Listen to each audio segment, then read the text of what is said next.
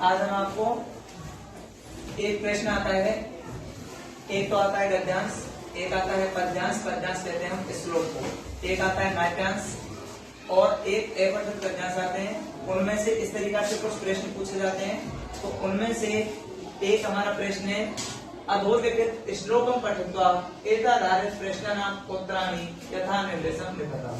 यानी नीचे दिए गया जो श्लोक है उस श्लोक को पढ़ करके और निम्नलिखित प्रश्नों के उत्तर दीजिए। श्लोक है हमारा, गुणी गुणम वेत्ति न वेत्ति निर्गुणो बलि बलम वेत्ति न वेत्ति निर्बलः पिको वसंतस्य गुणम न पायसः करिच सिंहस्य बलम न मूसकः। अर्थ है इसका, गुणवान व्यक्ति ही गुणों को जानता है, न व्यक्ति निर्गुणों यानी निर्गुण व्यक्ति गुणों को नहीं जानता है।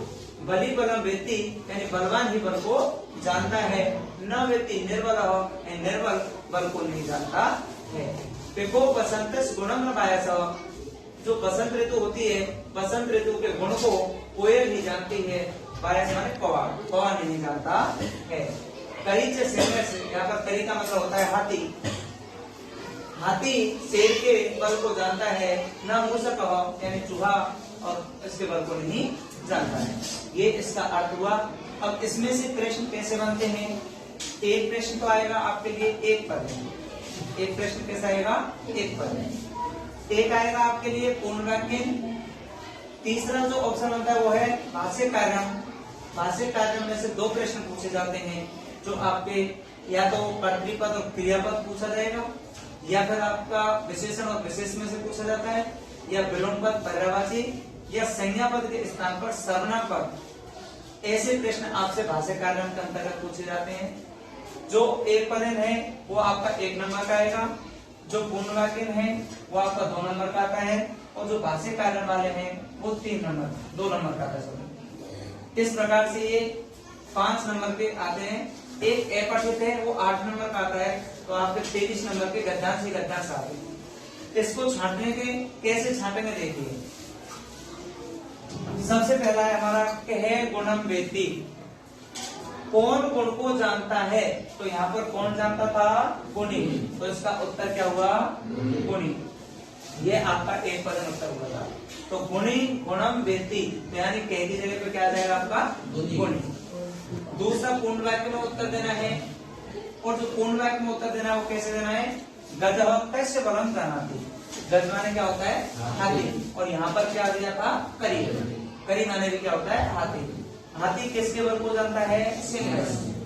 हमेशा पूर्ण वाक्य में चाहे एक पद में आपका जो एक पद होगा वो तो डायरेक्ट उत्तर दे देते हैं, लेकिन जो आपका पूर्ण वाक्य होगा जो विभक्ति लग रही है उसी के अनुसार लगाएंगे। तो यहाँ पर आपका क्या लग रही है विभक्ति? कस्य। तो यहाँ पर कस्य की जगह पर आपको क्या लिखेंगे हम? सिंह।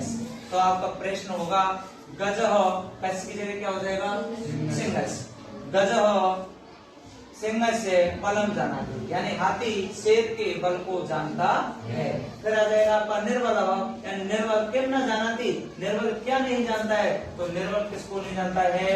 बलम। तो यहाँ पर है निर्बल बलम न जानाति। आ गया समझ में सभी के में? ये आपका कौन सा हो गया? पूर्ण वाक्य। तीसरा आपका जो भाष्य कारण वाला है वो कैसे आएगा? गुणी इति कर्तृपदस्य, यानी जो गुणी शब्द है ये, इस गुणी शब्द में जो करता है ये गुणी शब्द आ गया, और यहाँ पर वेत्ति माने जानना। अब गुणवान व्यक्ति ही गुण को जानता है, निर्गुण व्यक्ति गुण को नहीं जानता है। तो यहाँ जानना हमारी क्या है? क्रिया। जानने की मीनिंग क्या हुई यहाँ पर दोनों में? वेत्ति। तो यहाँ पर पूछ रहा है गुणी जो शब्द है उस कर्ता का क्रियापद क्या होगा? तो यहाँ पर क्रियापद क्या होगा आपका? वेत्ति। तो आपका उत्तर क्या हो जाएगा यहाँ पर? वेत्ति। क्या पूछा था इसमें? क्रियापद। इसमें पूछा है गुणम वेत्ति। यहाँ पर इत्यर्थ माने यहाँ पर जो वेत्ति शब्द है, वेत्ति का मतलब क्या था यहाँ पर? जानना। तो यहाँ पर जो वेत्ति क्रिया है उस क्रिया का कर्तृपद श्लोक के मस्ती, यानी जो कर्तृपद का मतलब होता है कर्तापद, यानी क्रिया जो वेत्ति क्रिया है हमारी जिसका अर्थ जानना, उस वेत्ति क्रिया का कर्तृपद क्या होगा? श्लोक में से देख करके देखिए। तो यहाँ पर वेत्ति माने जानना। अब यहाँ में क्या होगा बताइए? गुणम वेत्ति यानी गुण को जानता है। कौन जानता है गुणों को? गुणी। तो यहाँ पर कर्तृपद का मतलब क्या होगा? कर्ता। और कर्ता कौन होगा यहाँ पर? गुणी। इस तरीका से आपको प्रश्न छांटने होंगे। ये श्लोक में से छाटा है, ऐसे एक गद्यांश आएगा, उस गद्यांश में सेम ऐसे ही प्रश्न आएंगे। एक अपठित आएगा, वो 8 नंबर का आएगा, उसमें शीर्षक भी छांटना होगा, कुछ नंबर बढ़ के आएंगे। इस 2 की जगह पे 3 प्रश्न आएंगे। एक नाट्यांश आएगा, उस नाट्यांश में सेम यही आएंगे। क्वेश्चन नंबर आपका 12, 13, 14, ये 3 प्रश्न आएंगे। एक गद्यांश, एक पद्यांश, पद्यांश का मतलब श्लोक, और एक नाट्यांश। नाट्यांश आपका या तो लघुस वाले पाठ में से आएगा, या फिर आपका जो प्रकृति सौहार्द सेवा है ना, उस पाठ में से आएगा। आ गया समझ में सभी के में? ये इस तरीका से आपको गद्यांश हल करना है। हमेशा जो उत्तर की शुरुआत करनी है वो आपको प्रश्न से करनी है, और प्रश्न में किम की, जैसे यहाँ पर एक तो पूछा है कस से और एक पूछा है यहाँ पर किम, इस जगह पे उत्तर गद्यांश में से या पद्यांश में से छांटना है, बाकी प्रश्न उसी में से उतारना है। एक पद का उत्तर हमेशा एक पद में ही देना है, पूर्ण वाक्य का उत्तर पूर्ण वाक्य में देना है। और बहुत से बच्चे इसमें गलती करते हैं कि गुणी, अब गुणी मिल गया और पूरी लाइन को उतार देते हैं। ऐसा कभी हमको नहीं करना है। यानी इसमें ये देखना है कि पूछा क्या है, सिर्फ जो सब पूछा है उसी को हम लिखेंगे। अगर आपको अच्छी तरीके से समझ में आ गया होगा, और अगर हमारी वीडियो अच्छी लगे लाइक करें, सब्सक्राइब करें चैनल को, और अगर आपके समझ में नहीं आया हो तो कमेंट में हमें बता दें, और ऐसे 2-4 वीडियो आपके लिए और गद्यांश की या फिर नाट्यांश की और डाल देंगे। जय हिंद।